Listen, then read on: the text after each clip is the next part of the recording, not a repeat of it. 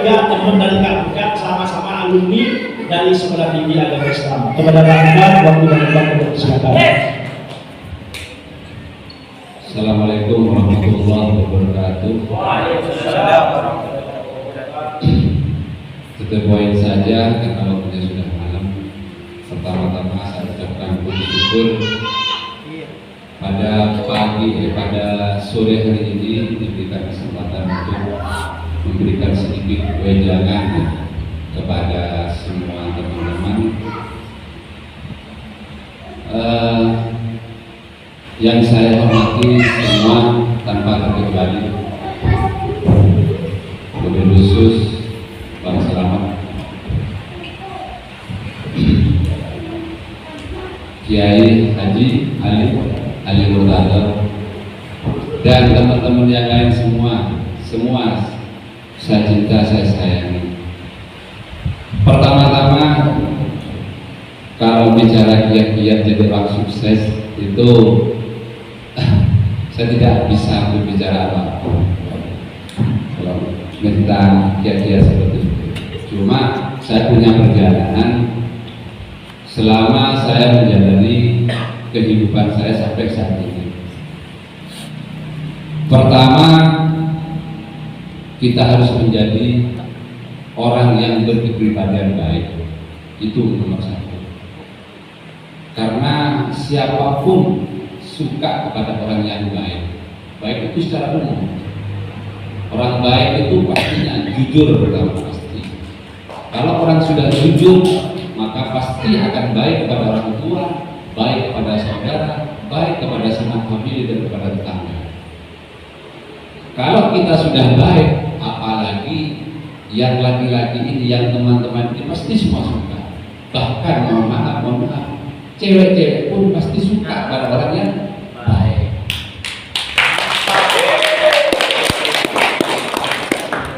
Kalau ada dua orang cakep sama, misalnya cakep, satunya nggak begitu cakep. Yang cakep ini orangnya suka nipu, main-main perempuan misalkan, nggak jujur. Terus yang nggak begitu cakep, ini orangnya jujur, suka membantu, suka menolong. Bahkan ketika punya uang kita makan bareng-bareng, satu piring kita makan bareng-bareng, punya rokok dikasih. Kalau suruh memilih ini perempuan ini, pastinya memilih yang tidak begitu cakep tapi baik. Ini bagi orang yang sadar. Tapi kalau orang yang nggak sadar, karena kalau perempuan masih muda biasanya ini terpengaruh kepada ketampanannya. Tapi ketika sudah tua, menyesal semua itu. Wes tak saged tentara mencari yang lagi gendang itu saya. Dia lagi gendang itu megeli. Wes tak saged seperti jujur. Walaupun tak sopan seperti baik. Nah, ini perempuan. Siapapun juga teman-teman pastinya suka pada orang yang baik. Nomor dua, jangan menunda-nunda ketika sampai itu punya niat yang baik. Misalkan ketika sampai itu mau membesuk teman yang sakit, jangan tunda-tunda, karena itu kebaikan. Repot memang repot, capek memang capek. Kadang kalau tempatnya jauh capek.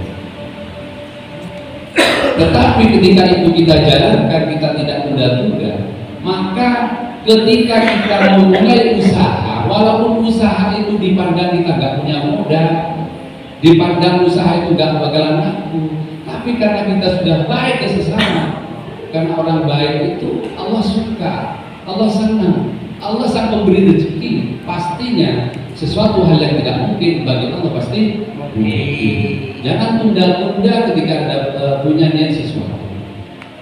Itu. Jangan takut rugi ketika kita memulai sesuatu apapun.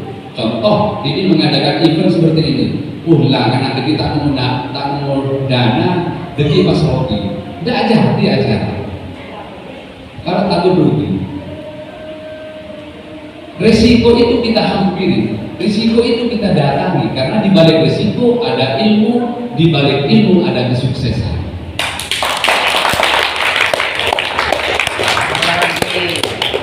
Makanya kalau Bob Sadim itu bilang, hampiri di mana risiko itu kalau kamu pengen sukses. Datangi risiko itu kalau kamu pengen jadi orang sukses. Itu Bob Sadim. Apapun, mau kita sukses urusan bisnis ataupun kita mau sukses urusan akhirat, sama, datangi risiko itu. Kalau takut risiko nggak bisa, apapun nggak bakal terjadi. Asela ini nol modal. Dari sebelum-sebelumnya dulu saya itu sudah 12 kali usaha gagal. 12 kali gagal. Sampai istri saya wes kok ngajar baik-baik terserah apa minta apa terserah sholat tak gelem dia dewasa ada. Saya sampai bilang istri saya takut orang dulu ya takut sesukses. Dia mencoba tidak ada kata tidak mungkin bagi Allah. Saya seperti itu. Karena apa? Kalau kita itu takut akan risiko, maka tidak akan pernah kita untuk meraih apa yang kita harapkan. Kalau kita berani akan risiko itu, insya Allah gagal. Karena orang gagal itu tidak ada sebenarnya. Orang usaha itu rugi tidak ada. Ketika ada orang mengatakan, kenapa kamu kok berhenti usaha? Gagal doa, rugi doa. Berarti kurang menikmati proses. Berarti tujuannya dia itu sukses, bukan bekerja semaksimal mungkin dan menikmati ikhtiar. Di dalam orang berusaha itu harus ikhtiar, itu harus dinikmati. Gagal itu kita nikmati, jangan kita anggap gagal. Karena kalau bagi orang sukses itu bukan kegagalan sebenarnya, cuma kesuksesan yang masih tertunda. Ketika kita sudah paham akan hal itu, maka kita akan menikmati proses itu. Ketika kita menikmati proses itu, kita tidak terasa rugi. Saya sering kalau di apa? Saya ingat-ingat di masa lalu itu, oh ternyata ini saya pernah rugi sekian, oh saya ternyata pernah rugi sekian. Bahkan kerugian saya uang-uang yang tidak dibayar ada di orang itu, kalau beli Pajero 2 insya Allah ada. Tapi saya jelaskan, saya kalau nagih satu kali kadang dimarahi, 2 kali tambah dimarahi, saya tidak nagih lagi. Saya sebelum tidur, ya Allah, kalau misalkan saya itu besok gak bangun lagi, orang masih belum bisa bayar hutang saya mengikhlaskan semua.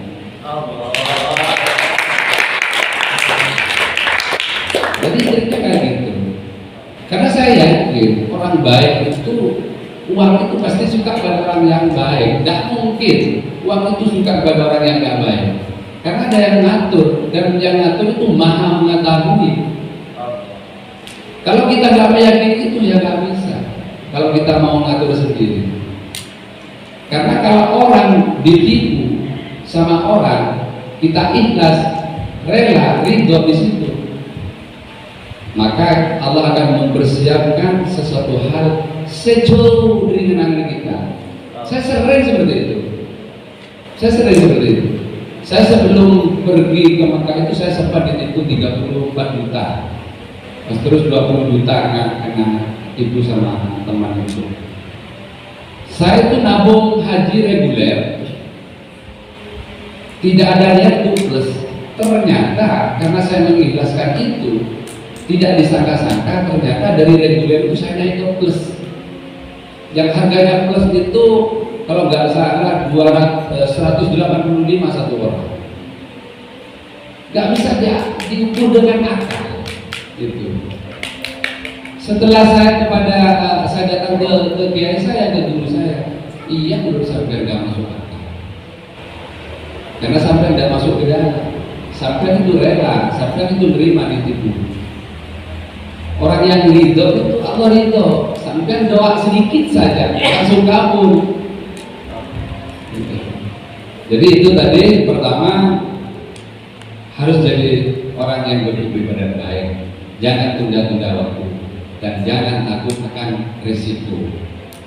Gitu. Apapun, mau mengadakan acara, mau bisnis, mau apapun.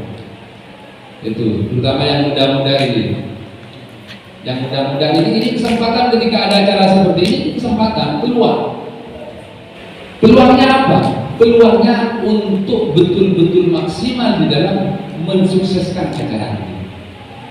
Berkesempatan untuk menunjukkan kejujuran kita untuk kesuksesan acara ini.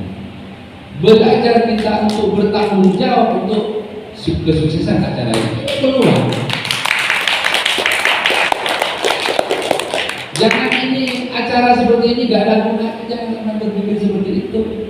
Kalau sampai yang betul-betul bertanggung jawab mengadakan acara ini, jujur, tulus, pokoknya gimana acara ini sukses, pokoknya bagaimana acaranya ini bisa bermanfaat untuk orang banyak. Nah, ketika seperti itu sampai kerja sedikit, dihitung rugi ternyata untung, dibikin nggak sukses ternyata sukses. Itu. Saya dulu di kampus seperti itu. Saya sering kan dulu punya ego, saya sering mengadakan acara dulu di kampus itu. Rugi sampai bahkan saya itu mengganti sepeda pernah. Saya tuh pinjam motornya teman saya dijual untuk memenuhi kerugian acara itu pernah. Bahkan saya sampai dapat penghargaan dari Sampurna Jawa Timur dengan konsep dulu acaranya itu musik on the tower. Panggungnya itu dulu di atas irama itu, di atas atap itu. Modal saya itu acara ini harus sukses. Gitu. Dan ketika ada teman-teman kita yang bicara, wah ini begitu, wah ini kayaknya nggak jujur, wah ini kayaknya mengambil kesempatan dalam segala, sudah nggak usah pikirin. Kenapa? Karena Allah itu melihat ini, kolbu kita, hati kita. Siapa yang bisa membuat kita sukses? Masa sampean, masa saya? Nggak bisa, semua itu Allah. Mungkin itu saja sedikit dari saya. Mohon maaf yang sebesar-besarnya. Mudah-mudahan bermanfaat. Assalamualaikum warahmatullahi wabarakatuh. Waalaikumsalam. Sebentar, karena saya barusan sudah ngasih informasi ada sesi tanya jawab atau 3 orang aja bertanya, nggak apa-apa ya. Bagi teman-teman yang ingin bertanya, silahkan. Yang satu saya, tiga satu lagi. Pak Makmon, terus sekali lagi. Ayo Pak Makmon dulu. Bismillahirrahmanirrahim. Yang pertama, kenapa rumah makan ini dinamakan Nasrullah, dan kedua posisinya kok diletakkan di pesisiran seperti itu. Itu yang pertama. Yang kedua dari saya pribadi, Kak, ini kan banyak pemuda-pemuda ini mau ingin bisnis, ingin buka usaha. Tapi kendalanya biasanya modal nggak punya atau tidak tahu. Saya ingin bertanya kepada Kak Bukat, bagaimana awal bukanya Asela ini, Kak? Dari awal bukanya seperti apa? Yang ketiga, usaha. Dari tadi dalam pembahasan selalu disampaikan, jangan takut akan risiko, jangan takut akan kerugian. Bagaimana caranya untuk menghilangkan rasa-rasa itu pada diri kita, agar kita itu tidak terbawa dengan rasa pesimis dan bisa selalu optimis. Pertanyaan pertama yaitu dari Ustaz Mahmud, kenapa dinamakan Asela dan kenapa diletakkan di video ini? Kenapa dinamakan Asela? Saya pertama membuat rumah makan ini walaupun dulu warung kopi ini dulu ukuran 3 kali 4, kecil ukuran 3 kali 4, karena saya tidak punya modal. Sebelum buka Asela ini saya punya hutang 70 juta, berapa? 500 lebih, 72 juta. Saya mikir ini nama 500 juta bukan 700 juta 720 juta. 720 juta Hutangnya dulu sebelum buka Asela. Akhirnya saya tetap nggak mundur gitu, karena saya juga ada yang seperti itu. Makanya saya mengangkat nama Asela itu kenapa? Saya suka kepada sesuatu yang berbeda, dan insya Allah teman-teman juga pastinya. Sampai ini yang punya istri, ya, walaupun istri sampai itu cakep, cantik, tapi ketika ada perempuan baru, kayaknya lebih cakep gitu. Kenapa? Berbeda, baru. Jadi memang itu kudratnya manusia seperti itu.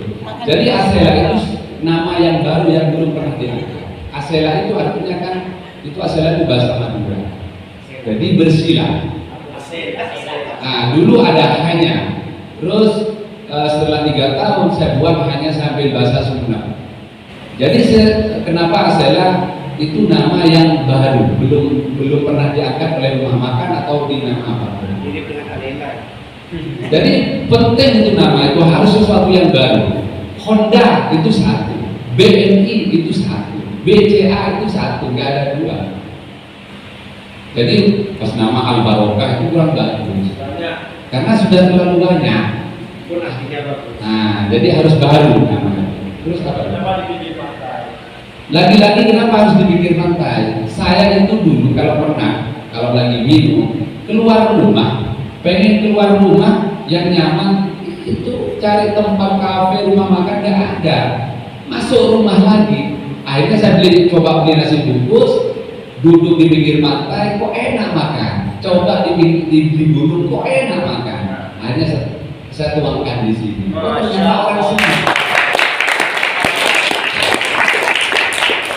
Jadi seperti itu. Terus apa? Yang dikatakan intinya ini kan banyak pemuda ini ingin berusaha, semua ingin berusaha. Cuma kalau yang muda, bagaimana memulai seperti bukan yang berangkat dari hutan ternyata buka warung kecil sehingga sampai besar itu yang harus didahulukan itu apa gitu bisa sampai besar seperti sekarang. Modal itu nomor 1000 sebenarnya. Modal itu nomor 1000. Saya dulu nggak percaya. Dulu guru saya itu ada Rapakom, ada Radula, itu pengusaha sukses. Modal nomor 1000, gimana ceritanya? Orang jual itu mas pengen laku, mas. Ya terus saya pengen usaha gimana? Saya nagih ke Rapakom itu, saya pengen usaha, saya nggak punya modal. Ya sudah berangkat itu. Terus gimana caranya? Ya sampai tinggal datang kepada orang yang lagi usaha. Sampai sukanya usaha apa? Pertama usaha itu harus yang disukai. Karena kalau kamu nggak suka terhadap usaha itu, nggak bisa merawat usaha itu. Karena usaha itu butuh dirawat, butuh dicintai, butuh disayangi. Sesuatu yang jelek, sarung yang jelek nggak bagus, tapi kita suka pada sarung itu, dicuci, terus dijemurnya itu di tempat yang nggak begitu panas. Karena kita suka kepada sarung itu, akhirnya awet. Gitu. Usaha aja itu. Lah terus gimana caranya? Dulu saya tuh datang ke Rapakom, ya sudah saya mau menjualkan punya sampean gimana? Ya jangan punya ke saya, jangan punya saya ke yang lain. Sampai tidak suka kerja kayak gini. Oh iya. Akhirnya saya datang ke Umi Dewi namanya dulu, itu dekat Apollo. Umi Dewi, sampai kan jual baju. Bolehkah saya menjualkan? Nanti lagu 2 saya kasih uangnya, lagu 3 saya kasih uangnya. Akhirnya dikasih lah baju. Saya modal kejujuran. Pertama dikasih 20 baju. Saya jual. Biasanya jual ke orang itu 100, saya nawar 90. Saya jual 110, saya dapat keuntungan 20.000 dari itu. Nggak punya modal, nggak ada modal. Lakunya saya kasih. Terus seperti itu, hanya ditambah kaos, tambah lagi modal saya. Barang-barang saya tambah lagi, akhirnya sedikit-sedikit saya punya modal. Akhirnya nambah lagi saya tuh, jual beras sama minyak juga tanpa modal itu. Saya datang ke orang Arab di Kediri ini, boleh saya jualin minyaknya? Gimana? Ya nanti lakunya saya kasih. Tapi saya bareng sama orang yang kenal. Saya modal kejujuran, saya berusaha untuk laku bagaimana caranya. Akhirnya lakunya saya kasih, lakunya saya support. Terus seperti itu. Termasuk Asela ini. Asela kan sudah banyak saya itu. Bagaimana caranya? Saya datang ke orang yang jual ikan, di kok jualan ini. Kok yang muka peluru. Deki kok baju itu tulis setor dong. Baju tulis setor ini nyaman. Setiap penjual kan pengennya laku. Jadi caranya seperti itu.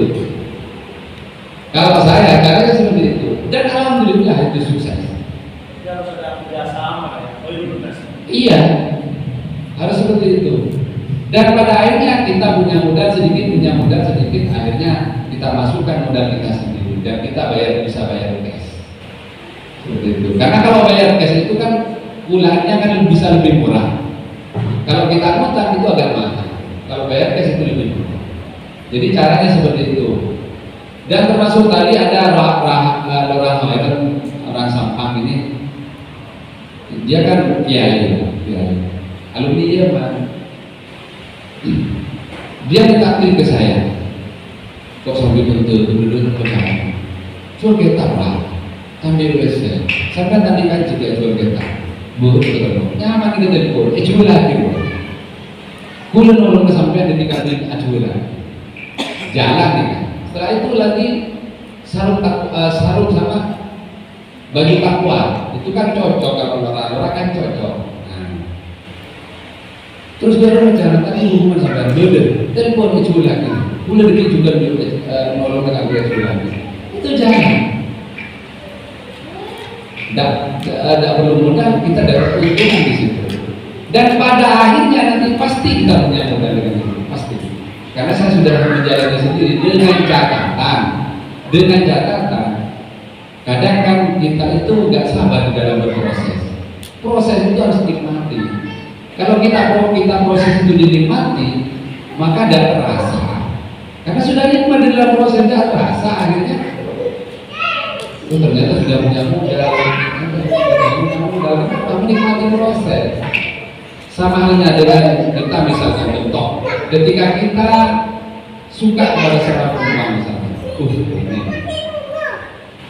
Kita cari cara lewat depan, nggak bisa, lewat sampai kiri, nggak bisa juga, lewat sampai kanan, nggak bisa juga, lewat sampai belakang, nggak bisa juga, sebenarnya sama lewat. Pada akhirnya dapat juga. Nah, jadi jangan berputus asa di dalam berproses itu. Karena kalau kita berputus asa nggak bisa. Terus pertanyaan apa lagi? Pak Kiai, bagaimana caranya ya dari tadi kan dia disampaikan optimis, percaya diri. Bagaimana caranya untuk menghilangkan rasa pesimis yang memang selalu ada di kita untuk mulai tahapan grogi, untuk mulai tahapan bangkit, untuk menghilangkan rasa pesimis dan menumbuhkan rasa optimis. Bagaimana? Orang mau berproses di apapun, termasuk di dunia usaha, harus ada mentor.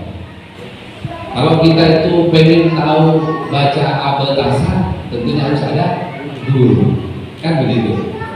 Kalau kita usaha, kita kan kita nggak kuliah di jurusan wirausaha, ya kita harus punya mentor. Dengan mentor itu selalu ada support, selalu ada semangat. Ini gimana caranya seperti ini? Ini gimana caranya seperti ini? Lah, kita harus jadi mentor itu. Mentor itu harus yang sukses dan pelaku. Jangan yang hanya pandai ngomong, tapi yang pelaku. Karena orang tahu itu kan ada orang tahu itu dengar kabar, baca dari buku, bisa tahu kan. Ada orang tahu itu dia datang langsung. Ada orang yang tahu itu jadi pelaku sendiri. Lah, cari pelaku itu. Cari pelaku kecelakaan kan. Ketika ada kecelakaan ada orang yang mendengar kan, ada orang yang melihat, ada orang yang kecelakaan sendiri. Nah, kita mentornya usahakan orang yang kecelakaan sendiri, karena rasa ini ada. Kalau nggak punya mentor nggak bisa. Lah kita harus ikut ke mentor itu. Kalau nggak ikut nggak bisa. Orang yang sukses, orang muda misalnya sukses, dia itu kalau betul-betul ikut sama dia itu biasanya sukses. Esoro aing lemahkan, esoro habis WC lemahkan, biasanya sukses deh, detik ya. Karena dia abel sabar, abel itu karena abel itu hidup, detik ya. Karena dia itu kan jelas-jelas sukses detik ya. Mungkin kita dikomplain atau komplain nggak bisa. Ini ada 4 orang yang datang ke saya nggak sukses gagal. Kenapa? Karena masih nggak full gitu. Kita berdiri. Tapi ada 7 orang yang sukses. Ada orang Malang, ada orang Bulu, sukses karena dia full. Seru gede, seru lagi full. Caranya saya akan